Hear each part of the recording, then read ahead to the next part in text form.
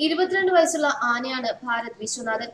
അറിയാതെ സംഭവിച്ച അപകടത്തിൽ പാപ്പാന്റെ മരണത്തിൽ കണ്ണീരോടെയാണ് ആനയുടെ നിൽപ്പ്. ഇന്നലെ വരെ സോഷ്യൽ മീഡിയയിൽ വൈറലായത് പാപ്പാന്റെ അന്ത്യനിമിഷങ്ങളായിരുന്നു. എന്നാൽ ഇന്ന് അറിയാതെ പറ്റിയ അബദ്ധത്തിൽ സംഭവിച്ച യജമാനന്റെ വിയോഗം താങ്ങാനാകാതെ പാപ്പാന്റെ ആ ചെരുപ്പുകളിൽ കണ്ണീരോടെ മുത്തമിട്ട ആനസ്നേഹം ഏറ്റെടുത്തിരിക്കുകയാണ് സോഷ്യൽ മീഡിയ.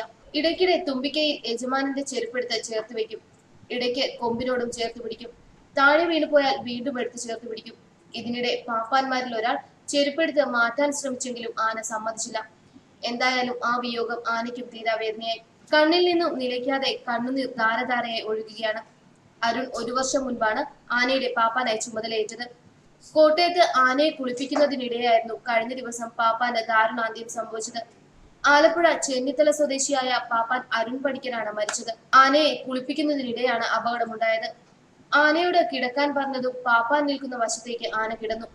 മറ്റേ വശത്തേക്ക് കിടക്കാൻ ആനയോട് പറയുന്നതിനിടെ അരുൺ തെന്നി ആനയ്ക്കടിയിലേക്ക് വീഴുകയായിരുന്നു.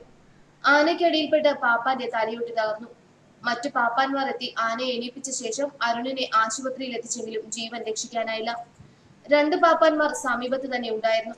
ഓടിവന്ന് ആനയെ എഴുന്നേൽപ്പിച്ച് പാപ്പാനെ പുറത്തെടുത്തെങ്കിലും ജീവൻ രക്ഷിക്കാനായില്ല. ആനയുടെ അടിയിൽ മിനിറ്റുകളോളം അരുൺ തുടർന്നു.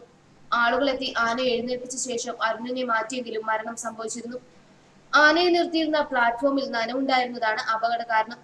പോലീസ് ദൃക്സാക്ഷികളുടെയും ആന ഉടമയുടെയും മൊഴി രേഖപ്പെടുത്തിയിട്ടുണ്ട്. ന്യൂസ് ഡെസ്ക് മലയാളി വാർത്ത.